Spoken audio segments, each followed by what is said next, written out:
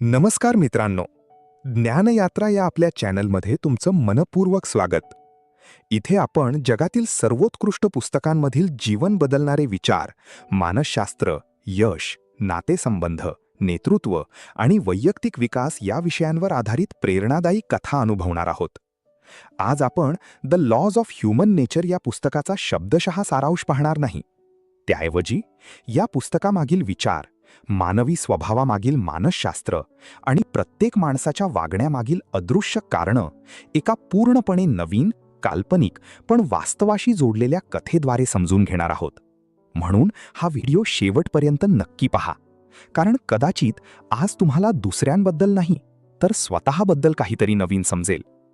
चला सुरू करूया आजची ज्ञानयात्रा. कधी तुमच्यासोबत असं झालं आहे का?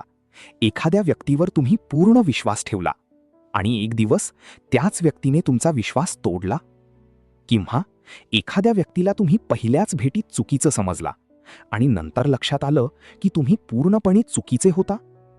प्रश्न असा आहे, लोक बदलतात की आपण त्यांना कधीच खरं ओळखत नाही? दररोज आपण शेकडो चेहऱ्यांना भेटतो, पण त्या चेहऱ्यांमागे भीती, अहंकार, मत्सर, असुरक्षितता, स्वप्न आणि अनेक लपलेल्या भावना दडलेल्या असतात. जर तुम्हाला या भावना वाचता आल्या तर तुमचं आयुष्य, तुमचे निर्णय आणि तुमची नाती पूर्णपणे बदलू शकतात. आजची कथा प्रेरित आहे जगप्रसिद्ध लेखक रॉबर्ट ग्रीन यांच्या the laws of human nature या पुस्तकातील विचारांपासून. हे पुस्तक आपल्याला दुसऱ्यांना नियंत्रित करायला शिकवत नाही. हे पुस्तक आपल्याला माणसांना समजून घ्यायला शिकवतं आणि त्याहून महत्त्वाचं, स्वतःला समजून घ्यायला शिकवतं. आजची कथा कोणत्याही अध्यायाची पुनर्कथन नाही. ही एक नवीन कथा आहे ज्यातून आपण मानवी स्वभावाचे काही खोल नियम अनुभवणार आहोत. रॉबर्ट ग्रीन हे आधुनिक काळातील सर्वाधिक प्रभावशाली लेखकांपैकी एक मानले जातात. त्यांनी इतिहास, मानसशास्त्र, राजकारण, नेतृत्व आणि मानवी वर्तनाचा अनेक वर्ष अभ्यास केला. त्यांच्या पुस्तकांमध्ये मानवी निर्णय, भावना, सत्ता आणि नातेसंबंध यांचा सखोल अभ्यास दिसतो. त्यांच्या मते आपण स्वतःला तर्कशुद्ध समजतो, पण आपल्या बहुतांश निर्णयांमागे भावना काम करत असतात. याच विचारातून हे पुस्तक जन्माला आलं. मित्रांनो, एक छोटासा प्रश्न.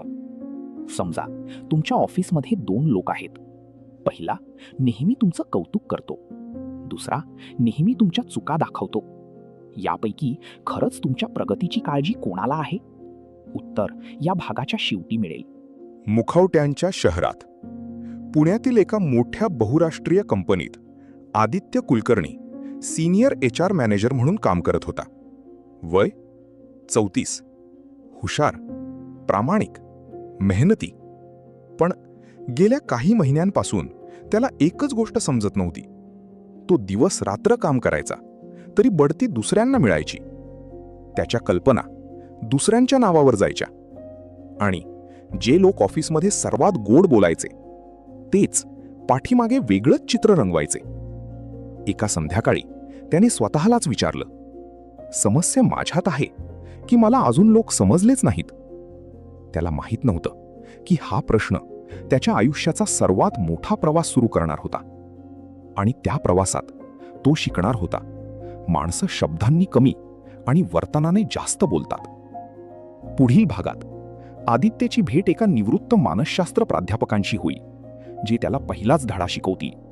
लोक जे दाखवतात तेच त्यांचं खरं रूप असतंच असं नाही. भाग 1 समाप्त. लोक शब्दांपेक्षा त्यांच्या वागण्यात जास्त सत्य सांगतात. पुढच्या दिवशी ऑफिसमधून घरी परतताना आदित्य नेहमीप्रमाणे जवळच्या सार्वजनिक बागेत थांबला. डोक्यात एकच विचार होता, मी लोकांवर इतका विश्वास का ठेवतो आणि प्रत्येक वेळी निराश का होतो? तो एका बाकावर बसला. तेवढ्यात त्याच्या शेजारी एक वयोवृद्ध गृहस्थ येऊन बसले. पांढरे केस, साधा कुर्ता, डोळ्यांत विलक्षण शांतता. त्यांनी आदित्यकडे पाहिलं. मनात खूप आवाज आहे असं दिसतंय. आदित्य थोडासा हसला. ते इतकं स्पष्ट दिसतं का? गृहस्थ म्हणाले, चेहरा नेहमी सत्य सांगतो, शब्द अनेकदा नाही. त्यांचं नाव होतं प्राध्यापक अनिरुद्ध जोशी. ते अनेक वर्षे मानसशास्त्र शिकवत होते. निवृत्तीनंतर दर संध्याकाळी या बागेत येणं आणि लोकांचं निरीक्षण करणं हीच त्यांची सवय झाली होती. आदित्याला त्यांच्या बोलण्यात काहीतरी वेगळं जाणवलं. तो म्हणाला, "सर, माझ्या ऑफिसमध्ये एक विचित्र गोष्ट घडते." "सांगा." "जे लोक माझ्या समोर माझं कौतुक करतात तेच माझ्या अनुपस्थितीत माझ्यावर टीका करतात." प्राध्यापक हसले. "तुला त्यांच्या शब्दांनी फसवलं, कारण तू त्यांच्या वागण्याकडे पाहिलंच नाही." एक छोटासा प्रयोग करूया. प्राध्यापकांनी बागेत खेळणाऱ्या 2 मुलांकडे बोट दाखवलं. पहिलं मूल सतत दुसऱ्या मुलाला सांगत होतं, "मी तुझा मित्र आहे." पण खेळताना तोच त्याला बाजूला सारत होता. दुसरं मूल फारसं काही बोलत नव्हतं, पण जेव्हा पहिलं मूल पडला तेव्हा धावत जाऊन त्याला उचललं. प्राध्यापकांनी विचारलं, "खरा मित्र कोण?" आदित्याने लगेच उत्तर दिलं, "दुसरा." "का?" "कारण त्याने बोललं कमी, केलं जास्त." प्राध्यापक हसले. "आणि तरी तू मोठ्या माणसांबाबत हेच विसरतोस." त्या रात्री आदित्य घरी आला. त्याने ऑफिसमधील प्रत्येक सहकार्याचा विचार सुरू केला. राहुल नेहमी गोड बोलायचा, पण त्याने कधी मदत केली होती? नाही. स्नेहा फार कमी बोलायची, पण प्रत्येक कठीण प्रोजेक्टमध्ये ती त्याच्या पाठीशी उभी राहिली होती. पहिल्यांदाच त्याने लोकांचं मूल्यमापन त्यांच्या शब्दांवर नाही तर त्यांच्या कृतींवर सुरू केलं. दुसऱ्या दिवशी ऑफिसमध्ये एक महत्त्वाची मीटिंग होती. राहुल नेहमीप्रमाणे म्हणाला, "आदित्य, तुझी प्रेझेंटेशन अप्रतिम आहे." पण मीटिंगमध्ये जेव्हा वरिष्ठांनी प्रश्न विचारले तेव्हा राहुल शांत बसला. एक शब्दही बोलला नाही. त्याच वेळी स्नेहाने पुढे येत शांतपणे सांगितलं, "या प्रोजेक्टमागे सर्वात जास्त मेहनत आदित्यने घेतली आहे." आदित्याला काही बोलावंसं वाटलंच नाही. त्याला उत्तर मिळालं होतं. लोक कौतुकाने नाही तर कृतीने ओळखले जातात. मीटिंग संपल्यानंतर तो पुन्हा प्राध्यापकांकडे गेला. "सर, आज मला पहिला धडा समजला." प्राध्यापक हसले. "कोणता?" "लोकांचं खरं व्यक्तिमत्व त्यांच्या चांगल्या दिवसात दिसत नाही. ते त्यांना काही फायदा नसताना ते कसं वागतात यातून दिसतं." प्राध्यापकांनी समाधानाने मान हलवली. "बरोबर. आणखी एक गोष्ट लक्षात ठेव." "कोणती?" "माणूस जेव्हा खूप प्रयत्न करून स्वतःला चांगला दाखवतो तेव्हा तो अनेकदा काहीतरी लपवत असतो." त्या दिवसापासून आदित्यने एक नवीन सवय सुरू केली. तो आता लोकांचं बोलणं ऐकायचा, पण त्याहून जास्त त्यांचं वागणं पाहायचा. कोण वेळ पाळतो, कोण जबाबदारी घेतो, कोण दुसऱ्याचं श्रेय घेतो, कोण संकटात साथ देतो. हळूहळू ऑफिसचं चित्र बदललं नव्हतं, पण आदित्यची नजर बदलली होती. आणि नजर बदलली की जगही बदलल्यासारखं वाटतं. आजचा छोटा सराव. आज एका व्यक्तीचं निरीक्षण करा. त्याने काय बोललं हे विसरा. त्याने दिवसभर काय केलं ते लिहा. संध्याकाळी स्वतःला विचारा, मी शब्दांवर विश्वास ठेवला होता की कृतीवर? आजचा विचार. शब्द विश्वास निर्माण करू शकतात, पण कृतीच विश्वास टिकवते.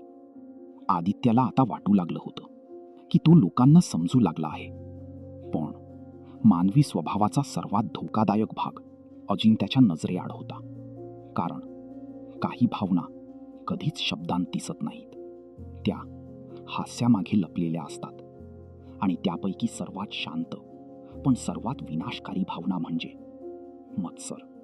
पुढील भागात आदित्याला समजेल की प्रत्येक हसणारा चेहरा तुमच्या यशासाठी आनंदी असेलच असं नाही. मत्सर, जो कधीच स्वतःचं नाव सांगत नाही. आठवड्याभरानंतर ऑफिसमध्ये एक मोठी घोषणा झाली. कंपनीच्या नवीन प्रोजेक्टचं नेतृत्व आदित्यकडे सोपवण्यात आलं होतं. कॉन्फरन्स रूममध्ये टाळ्या वाजल्या. सर्वांनी त्याचं अभिनंदन केलं. राहुल सर्वात आधी पुढे आला. कॉंग्रॅच्युलेशन्स आदित्य, हे तर तुझंच यश आहे. त्याच्या चेहऱ्यावर हास्य होतं, पण त्याच्या डोळ्यात काहीतरी वेगळंच दिसत होतं. आदित्यने फक्त धन्यवाद म्हटलं. पूर्वीचा आदित्य हे कौतुक मनापासून स्वीकारलं असतं, पण आज तो निरीक्षण करत होता. त्या दिवसापासून ऑफिसमध्ये छोट्या छोट्या गोष्टी बदलू लागल्या. आदित्यने तयार केलेली कागदपत्र उशिरा पोहोचू लागली. महत्वाच्या ईमेल्स त्याच्यापर्यंत वेळेवर येईनाशा झाल्या. त्याच्या मीटिंगची वेळ चुकीची सांगितली जाऊ लागली. हे सगळं अगदी छोटं होतं, पण सतत होत होतं. एका संध्याकाळी आदित्य पुन्हा प्राध्यापक अनिरुद्ध यांना भेटला. सर, माझ्या विरुद्ध काहीतरी चाललंय असं वाटतं. प्राध्यापक शांतपणे म्हणाले. कोणी तुझ्याशी उघडपणे भांडतंय का? नाही. कोणी तुला सरळ विरोध करतोय का? नाही. मग कदाचित तू मत्सराला भेटतो आहेस. आदित्यने विचारलं. मत्सर? प्राध्यापक म्हणाले. लोकांना अनेकदा तुमचं यश त्रास देत नाही. मग काय त्रास देतं? तुमचं यश त्यांच्या स्वतःच्या अपूर्णतेची आठवण करून देतं. म्हणून मत्सर करणारी व्यक्ती बहुतेक वेळा तुमच्यावर थेट हल्ला करत नाही. ती काय करते? ती तुमच्या आत्मविश्वासावर छोटे छोटे वार करते. आदित्य विचारात पडला. त्याला गेल्या काही दिवसांतील प्रत्येक घटना आठवू लागली.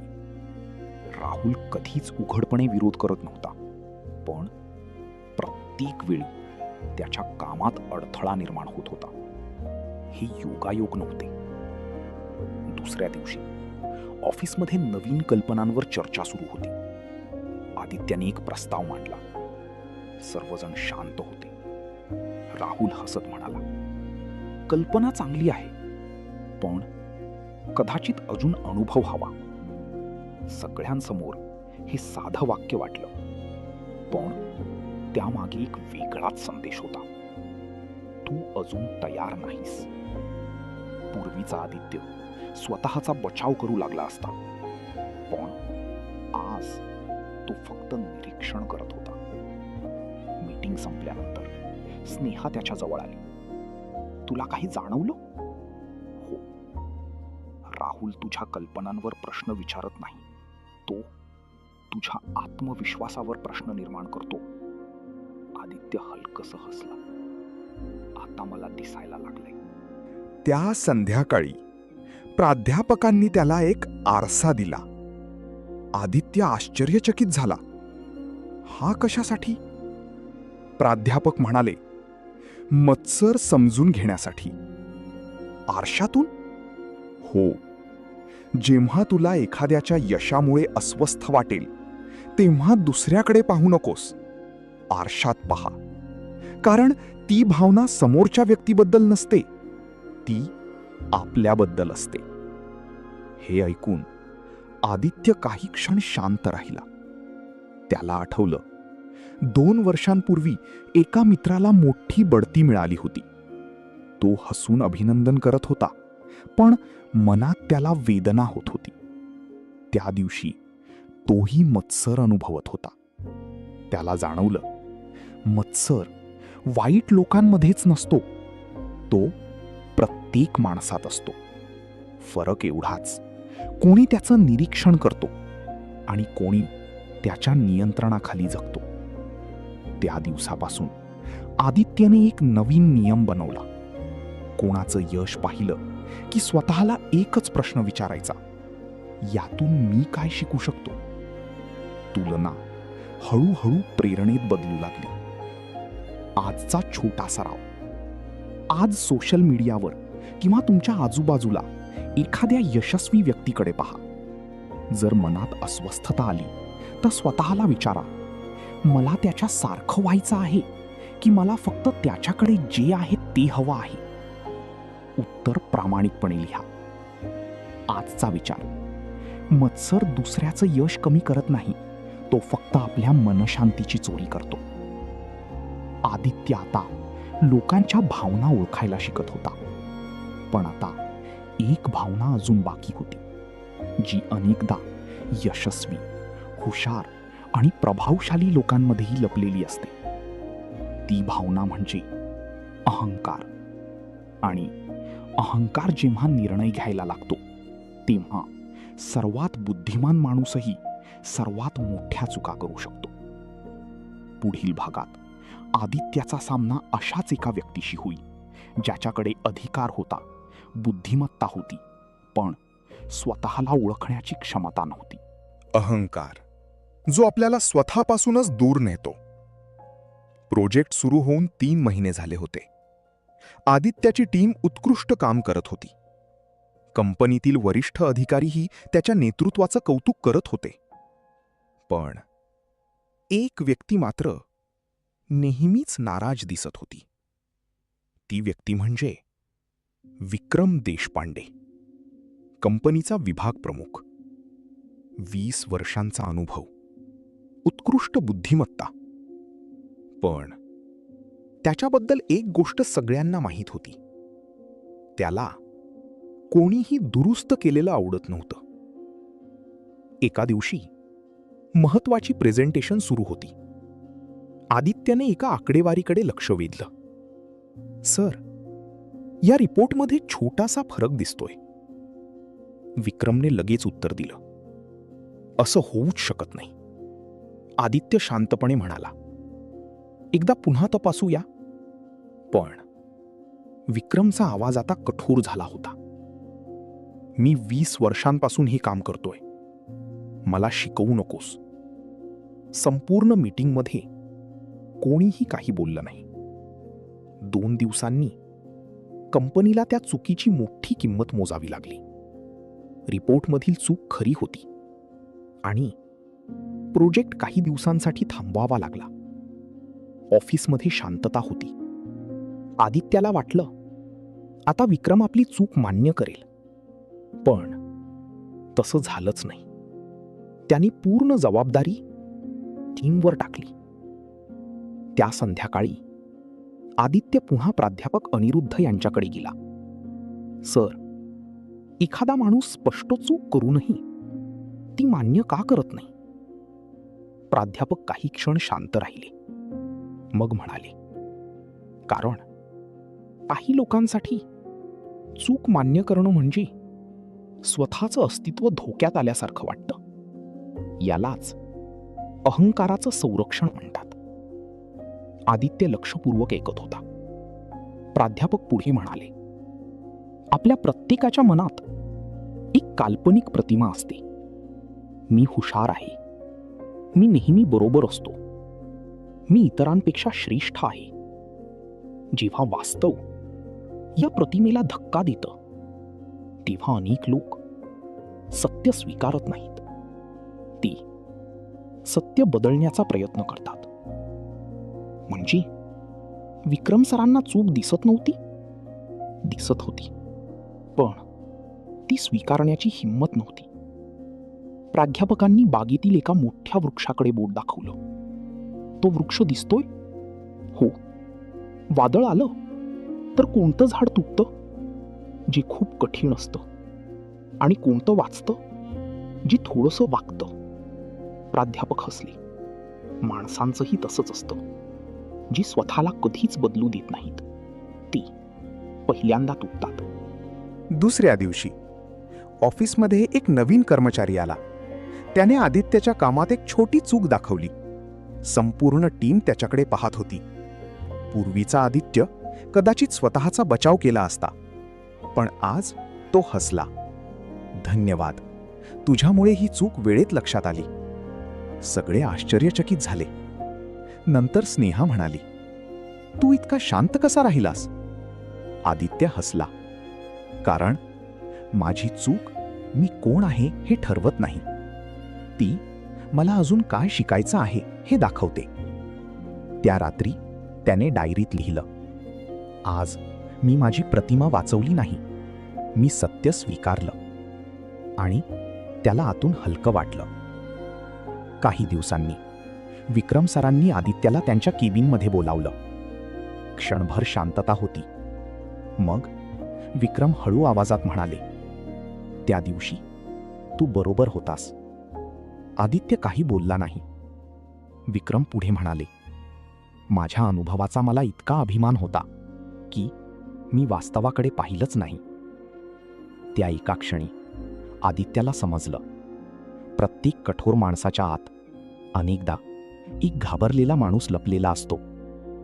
आजचा छोटा सराव. आज दिवसभरात कोणी तुमची चूक दाखवली तर लगेच उत्तर देऊ नका. 10 सेकंद शांत रहा आणि स्वतःला विचारा, मी सत्याचं रक्षण करतोय की माझ्या अहंकाराचं? आजचा विचार. अहंकाराला नेहमी शेवटचा शब्द हवा असतो, पण शहाणपणाला शेवटचं सत्य. आदित्याला आता मत्सर समजला होता, अहंकार समजला होता, पण मानवी स्वभावातील अजून एक धोकादायक खेळ बाकी होता. काही लोक तुमच्यावर रागावत नाहीत, तुमच्याशी भांडत नाहीत. ते फक्त शांतपणे तुमच्या भावनांवर नियंत्रण मिळवतात आणि तुम्हाला कळतही नाही की तुम्ही त्यांच्या खेळात अडकला आहात. पुढील भागात आदित्य शिकणार होता भावनिक नियंत्रण आणि मॅनिप्युलेशन यामधला सर्वात मोठा फरक. भावनांवर नियंत्रण गमावलं की निर्णय दुसऱ्यांचे होतात. ऑफिसमध्ये सगळं पूर्वीसारखंच दिसत होतं. तेच लोक, तीच मीटिंग, तीच कामं. पण आदित्य आता एक गोष्ट लक्षात घेऊ लागला होता.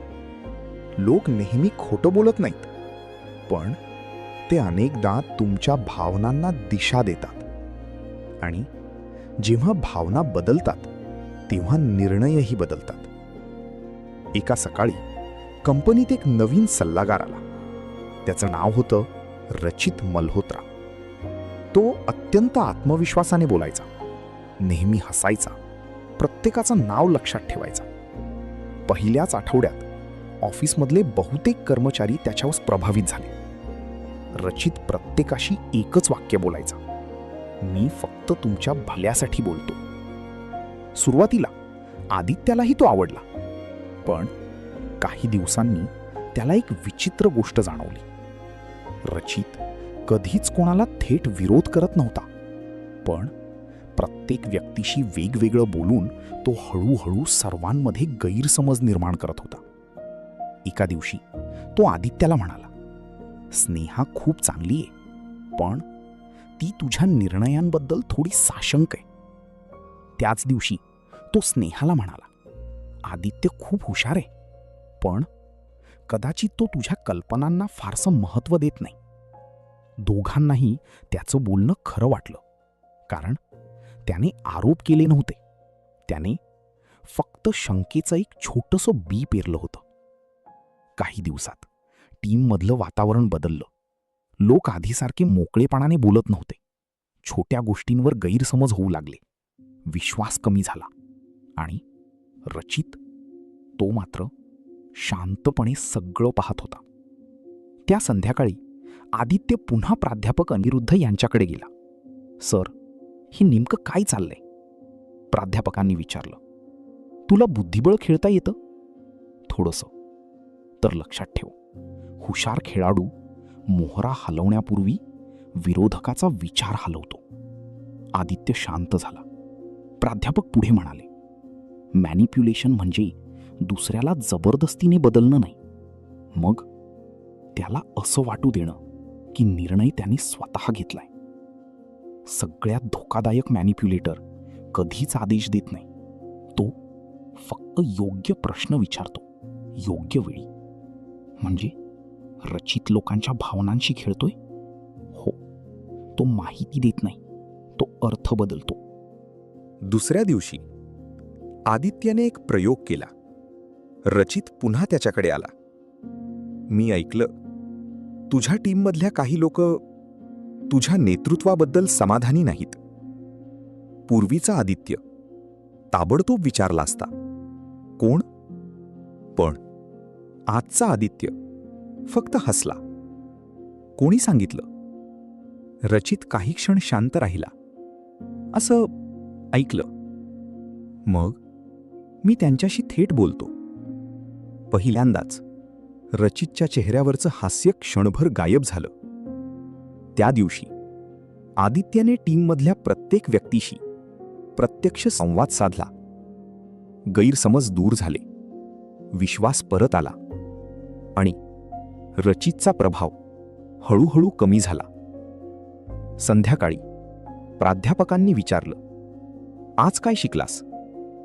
आदित्य म्हणाला, जे लोक नेहमी दुसऱ्यांविषयी बोलतात त्यांच्यापेक्षा जी थेट तुमच्याशी बोलतात त्यांच्यावर जास्त विश्वास ठेवावा. प्राध्यापक समाधानाने हसले. आणखी एक. कोणती? भावना तीव्र झाल्या की निर्णय पुढे ढकल. रागात, भीतीत किंवा अतिउत्साहात घेतलेले निर्णय अनेकदा दुसऱ्यांच्या फायद्याचे असतात. त्या रात्री आदित्याने डायरीत लिहिलं, आज मला समजलं, लोक माझे निर्णय चोरत नाहीत, ते माझ्या भावनांवर नियंत्रण मिळवण्याचा प्रयत्न करतात. आणि त्या दिवसापासून कोणीही त्याला लगेच प्रतिक्रिया द्यायला भाग पाडू शकत नव्हतं, कारण त्याने एक नवीन सवय लावली होती, प्रतिक्रिया देण्यापूर्वी विचार करण्याची. आजचा छोटा सराव. आज दिवसभरात कोणी तुम्हाला राग आणला किंवा खूप उत्साहित केलं तर लगेच उत्तर देऊ नका. मनात 10 पर्यंत मोजा. मग स्वतःला विचारा, हा निर्णय माझा आहे की माझ्या भावनांचा? आजचा विचार. जो माणूस तुमच्या भावनांवर नियंत्रण मिळवतो तो अनेकदा तुमच्या निर्णयांवरही नियंत्रण मिळवतो. आदित्याला आता लोकांचे मुखवटे समजू लागले होते. मत्सर, अहंकार आणि मॅनिप्युलेशन यांच्या मागचं मानसशास्त्रही त्याला समजू लागलं होतं. पण त्याच्या प्रवासातील सर्वात मोठा प्रश्न अजून बाकी होता. लोकांना बदलण्याचा प्रयत्न करायचा की स्वतःला? पुढील भागात प्राध्यापक अनिरुद्ध आदित्याला त्याच्या आयुष्यातील सर्वात कठीण आरशासमोर उभं करणार होते. तो आरसा दुसऱ्यांचा नव्हता, तो स्वतःच्या मनाचा होता. स्वतःला जिंकणारा माणूस जगालाही समजून घेतो. पुढच्या रविवारी प्राध्यापक अनिरुद्ध यांनी आदित्याला त्यांच्या घरी बोलावलं. हे पहिल्यांदाच होतं. घरात प्रवेश करताच आदित्याच्या नजरेसमोर एक मोठं पुस्तकांचं कपाट आलं. मानसशास्त्र, इतिहास, तत्वज्ञान, नेतृत्व, शेकडो पुस्तकं. पण त्या सगळ्यांमध्ये एकच वस्तू त्याचं लक्ष वेधून घेत होती. भिंतीवर लावलेला एक मोठा आरसा.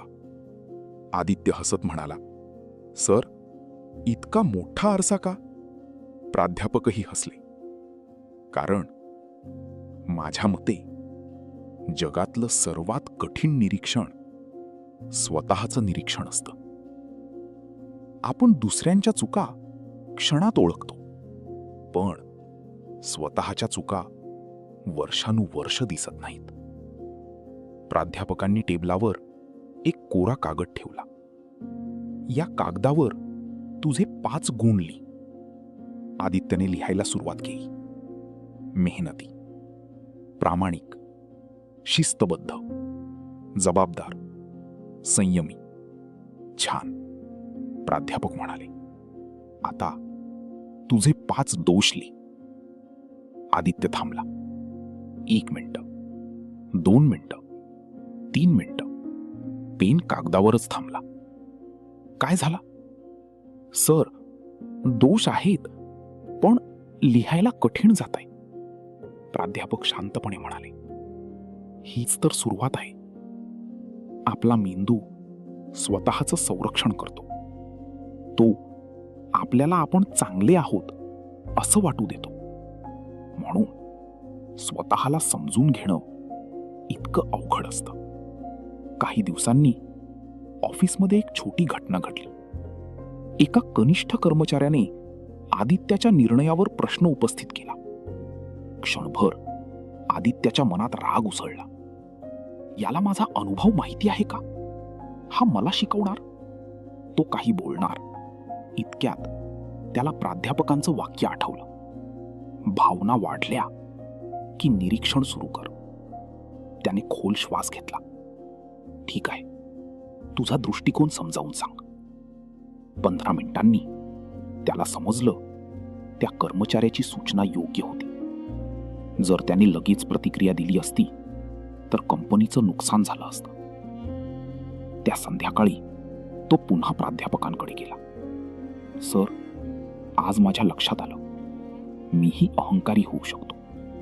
प्राध्यापक हसले. अभिनंदन. आदित्य आश्चर्यचकित झाला. अभिनंदन? हो, कारण आज तू स्वतःला पकडलंस. बहुतेक लोक आयुष्यभर स्वतःच्या चुका दुसऱ्यांच्या नावावर टाकतात. प्राध्यापकांनी एक ग्लास पाण्याने भरला. त्यात थोडी माती टाकली. पाणी लगेच गढूळ झालं. आता सांग, आरसा दिसतोय का? नाही. ते काही क्षण शांत राहिले. हळूहळू माती खाली बसली. पाणी पुन्हा स्वच्छ झालं. आता? हो. प्राध्यापक म्हणाले, मनही असंच असतं. राग, भीती, अहंकार, मत्सर या भावना मन ढवळून काढतात. त्या क्षणी घेतलेले निर्णय बहुतेक वेळा चुकीचे असतात. पण जर तू थांबलास, निरीक्षण केलंस, तर मन शांत होतं आणि सत्य स्वतःहून दिसायला लागतं. त्या दिवसापासून आदित्यने एक नवीन नियम बनवला. कोणतीही मोठी प्रतिक्रिया देण्यापूर्वी तो स्वतःला 3 प्रश्न विचारायचा. पहिला, मी आत्ता कोणती भावना अनुभवतोय? दुसरा, ही भावना माझा निर्णय बदलते आहे का? तिसरा, उद्या सकाळीही मी हाच निर्णय घेईन का? या 3 प्रश्नांनी त्याच्या आयुष्यातील अनेक वाद सुरू होण्याआधीच संपले. महिने उलटले. लोक म्हणू लागले, आदित्य खूप बदललाय. तो आधीसारखा लगेच रागावत नाही. तो आधी ऐकतो, मग बोलतो. आदित्य मनात हसला, कारण तो बदल लोकांना दिसत होता. पण तो बदल सुरू झाला होता त्या दिवशी, जेव्हा त्याने पहिल्यांदा स्वतःच्या मनाकडे प्रामाणिकपणे पाहिलं. आजचा छोटा सराव. आज रात्री झोपण्यापूर्वी डायरीत 2 प्रश्नांची उत्तरं लिहा. 1. आज मी कोणत्या क्षणी भावनेत वाहून गेलो? 2. आज मी कोणत्या क्षणी स्वतःवर नियंत्रण ठेवलं? फक्त 7 दिवस हा सराव करा. तुम्हाला स्वतःबद्दल अशा गोष्टी समजतील ज्या कदाचित वर्षानुवर्ष लक्षात आल्या नसतील.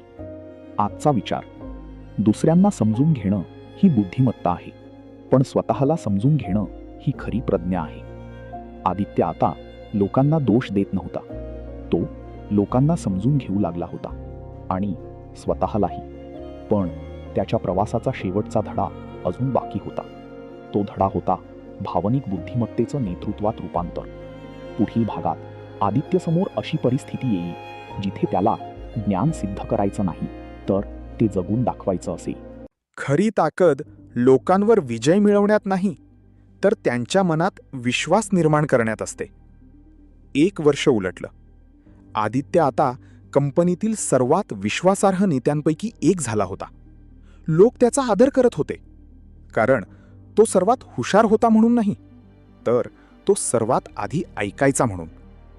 एका सोमवारी सकाळी कंपनीसमोर मोठं संकट उभं राहिलं.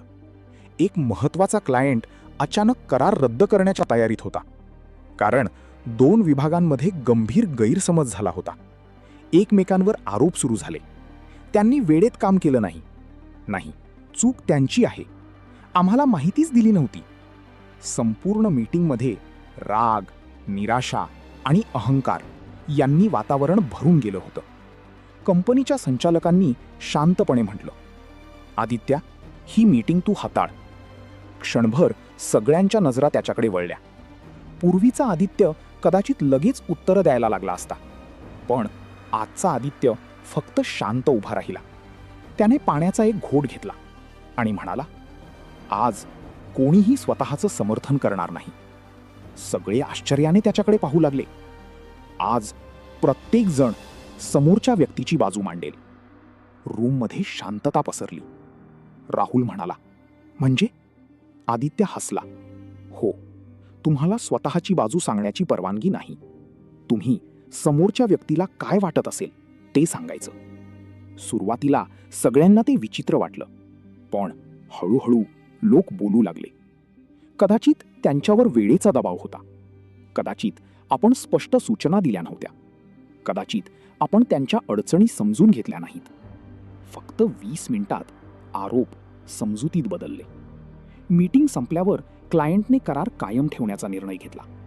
संचालकांनी आदित्याला विचारलं, तू हे कसं केलंस? आदित्य शांतपणे म्हणाला, लोकांना जिंकण्याचा प्रयत्न केला नाही, फक्त त्यांना एकमेकांना समजून घ्यायला भाग पाडलं. त्या संध्याकाळी तो पुन्हा प्राध्यापक अनिरुद्ध यांच्याकडे गेला. सर, आज पहिल्यांदाच मला तुमचं सगळं शिकवणं समजलं. प्राध्यापक हसले. काय समजलंस? आदित्य म्हणाला, लोकांना बदलणं जवळजवळ अशक्य आहे, पण त्यांना समजून घेणं नेहमी शक्य आहे. प्राध्यापकांनी टेबलावर एक मेणबत्ती पेटवली. मग तिच्यापासून दुसरी मेणबत्ती पेटवली. पहिली मेणबत्ती तशीच तेजाने जळत राहिली. हे पाहिलंस? हो, ज्ञानही असंच असतं. तू दुसऱ्याला समजून घेण्यास मदत केलीस म्हणून तुझं काही कमी झालं नाही. उलट प्रकाश वाढला. काही दिवसांनी ऑफिसमधला एक नवीन कर्मचारी आदित्याला भेटायला आला. सर, तुमच्यासारखा नेता कसा बनायचं? आदित्य काही क्षण विचारात पडला. मग म्हणाला, दररोज लोकांना उत्तर देण्यापेक्षा त्यांना समजून घेण्याचा प्रयत्न कर. आणि स्वतःला सिद्ध करण्यापेक्षा स्वतःला सुधारण्याचा प्रयत्न कर. त्या रात्री आदित्याने डायरीत लिहिलं, आज मला समजलं, लोक माझ्या शब्दांना विसरतील, माझे निर्णयही विसरतील, पण मी त्यांना कसं वाटू दिलं ते कधी विसरणार नाहीत. आजचा छोटा सराव. आज एखाद्या व्यक्तीशी बोलताना मध्येच अडवू नका. त्याचं बोलणं पूर्ण होईपर्यंत फक्त ऐका. मग स्वतःला विचारा, मी उत्तर देण्यासाठी ऐकत होतो की समजून घेण्यासाठी? आजचा विचार, नेतृत्वाची सुरुवात अधिकाराने होत नाही, ती समजून घेण्याच्या क्षमतेने होते. आदित्याचा प्रवास आता जवळजवळ पूर्ण झाला होता. त्याने लोकांचे मुखवटे ओळखायला शिकले. मत्सर, अहंकार, भावनिक नियंत्रण आणि स्वतःच्या मनाचं निरीक्षणही शिकलं. पण एक शेवटचा प्रश्न अजून बाकी होता. खरंच बुद्धिमान माणूस कोण? ज्याला मानवी स्वभाव समजतो, की जो प्रत्येक दिवशी स्वतःला अधिक चांगला माणूस बनवत राहतो? या प्रश्नाचं उत्तर आपल्याला अंतिम भागात मिळेल. सर्वात मोठा विजय स्वतःवर मिळवलेला विजय असतो. 2 वर्ष कधी निघून गेली हे आदित्यालाही कळलं नाही. ऑफिस तेच होतं, लोकही तेच होते, पण एक गोष्ट पूर्णपणे बदलली होती. आदित्य आता परिस्थितीला प्रतिक्रिया देत नव्हता, तो तिला समजून घेत होता. एका दिवशी त्याच्या मोबाईलवर एक संदेश आला. प्राध्यापक अनिरुद्ध सरांना रुग्णालयात दाखल करण्यात आलं आहे. तो क्षणाचाही विलंब न करता रुग्णालयात पोहोचला. प्राध्यापक खिडकीतून बाहेर पाहत शांत बसले होते. आदित्याला पाहून ते हसले. आलास? हो सर. तुमची तब्येत कशी आहे? शरीर थोडं थकलंय, पण मन अजून शिकतंय. काही क्षण दोघेही शांत होते. मग आदित्य म्हणाला, सर, तुम्ही मला लोकांना समजून घ्यायला शिकवलत, पण आजही एक प्रश्न आहे. कोणता? एखादा माणूस पूर्णपणे समजून घेणं खरंच शक्य आहे का? प्राध्यापक हलकेच हसले. नाही. आदित्य आश्चर्यचकित झाला. मग इतकं सगळं शिकण्याचा उपयोग काय? प्राध्यापक म्हणाले, लोकांना पूर्णपणे समजून घेण्यासाठी नाही, तर त्यांचा चुकीचा अर्थ लावणं कमी करण्यासाठी. लक्षात ठेवा आदित्य, प्रत्येक माणूस एक अपूर्ण कथा आहे. तुला त्याचं फक्त एक पान दिसतं, पण तू संपूर्ण पुस्तक वाचल्यासारखा निर्णय घेतोस. हे ऐकताच आदित्याच्या डोळ्यांसमोर गेल्या 2 वर्षांचा प्रवास उभा राहिला. राहुल, जो मत्सरामुळे बदलला होता. विक्रम, जो अहंकाराशी झुंजत होता. स्नेहा, जी शांतपणे साथ देत होती. रचित, जो स्वतःच्या असुरक्षिततेमुळे लोकांना नियंत्रित करत होता. त्याला जाणवलं, प्रत्येकाच्या वागण्यामागे एक न दिसणारी जखम होती. प्राध्यापकांनी त्यांच्या उशाखालून एक छोटी वही बाहेर काढली. ती आदित्याच्या हातात देत म्हणाली, ही माझी शेवटची भेट. पहिल्या पानावर मोठ्या अक्षरात लिहिलं होतं, लोकांना बदलण्याचा प्रयत्न करू नकोस, त्यांना समजून घेण्याचा प्रयत्न कर. दुसऱ्या पानावर, स्वतःला सिद्ध करण्यासाठी जगू नकोस, स्वतःला विकसित करण्यासाठी जग. आणि शेवटच्या पानावर एकच वाक्य, मानवी स्वभाव बदलत नाही, पण त्याला समजून घेणारा माणूस बदलतो. आदित्याच्या डोळ्यात पाणी आलं. काही आठवड्यांनंतर प्राध्यापक अनिरुद्ध यांचं शांतपणे निधन झालं. त्यांच्या स्मरणसभेला त्यांचे जुने विद्यार्थी, सहकारी आणि अनेक लोक आले होते. प्रत्येकजण एकच गोष्ट सांगत होता, सरांनी मला स्वतःकडे पाहायला शिकवलं.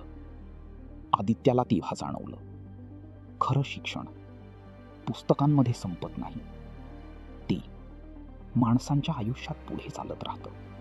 काही महिन्यांनी कंपनीने आदित्याला लीडरशिप एक्सलन्स अवॉर्ड दिला. स्टेजवर उभं राहून त्याने पुरस्कार स्वीकारला. संचालकांनी विचारलं, तुमच्या यशाचं रहस्य काय आहे?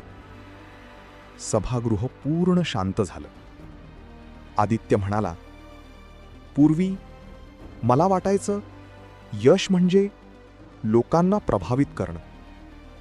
आज मला समजलं, यश म्हणजे लोकांना समजून घेणं. आणि त्याहून मोठं यश म्हणजे दररोज कालच्या स्वतःपेक्षा थोडा चांगला माणूस होणं. सभागृह टाळ्यांच्या आवाजाने दुमदुमलं. आता डोळे अलगद मिटा. एक शांत सकाळ. तुम्ही एका हिरव्यागार बागेत चालत आहात. वारा हलकेच वाहतोय. मन पूर्ण शांत आहे. तुमच्या हातात एक आरसा आहे. त्या आरशात तुमचा चेहरा दिसतोय. पण आज तुम्ही स्वतःला दोष देण्यासाठी नाही, तर समजून घेण्यासाठी पाहत आहात. तुमच्या चुका, तुमच्या भीती, तुमचा अहंकार, तुमचे गुण सगळं स्पष्ट दिसतंय. आणि पहिल्यांदाच तुम्ही स्वतःशी भांडत नाही, तुम्ही स्वतःला स्वीकारता. एक खोल श्वास घ्या. मनात म्हणा, मी प्रत्येक दिवस स्वतःची अधिक चांगली आवृत्ती बनत आहे. आज आपण काय शिकलो? आजच्या या प्रवासातून आपण 10 महत्त्वाचे धडे शिकलो. 1. लोक शब्दांपेक्षा कृतीतून जास्त ओळखले जातात. 2. प्रत्येक माणूस त्याच्या भावनांनी प्रभावित असतो. 3. मत्सर अनेकदा कौतुकाच्या मुखवट्यामागे लपलेला असतो.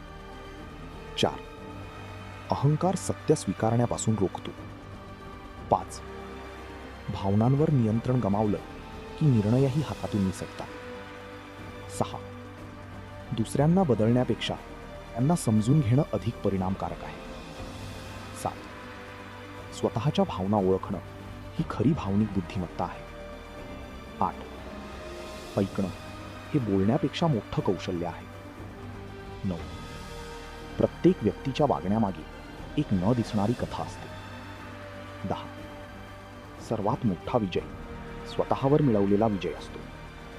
मित्रांनो, आपण आयुष्यभर लोकांना समजून घेण्याचा प्रयत्न करतो.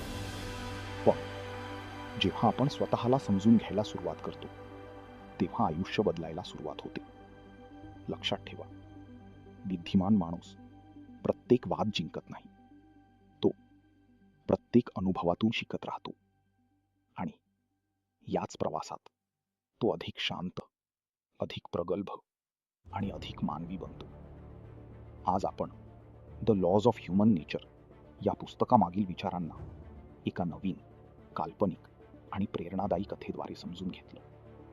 रॉबर्ट ग्रीन यांनी मानवी स्वभावाचा सखोल अभ्यास करून जगाला एक महत्त्वाचा संदेश दिला. जर तुम्हाला आयुष्यात यशस्वी व्हायचं असेल तर फक्त कौशल्य वाढवू नका, माणसांना समजून घेण्याची क्षमता वाढवा.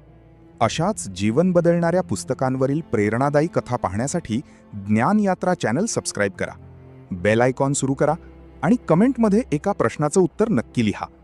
आजपासून तुम्ही कोणती एक मानवी सवय अधिक जाणीवपूर्वक बदलणार आहात? तोपर्यंत निरीक्षण करत रहा, शिकत रहा आणि पुन्हा भेटूया एका नवीन पुस्तकासोबत, एका नवीन विचारासोबत आणि एका नवीन ज्ञान यात्रेसोबत. धन्यवाद.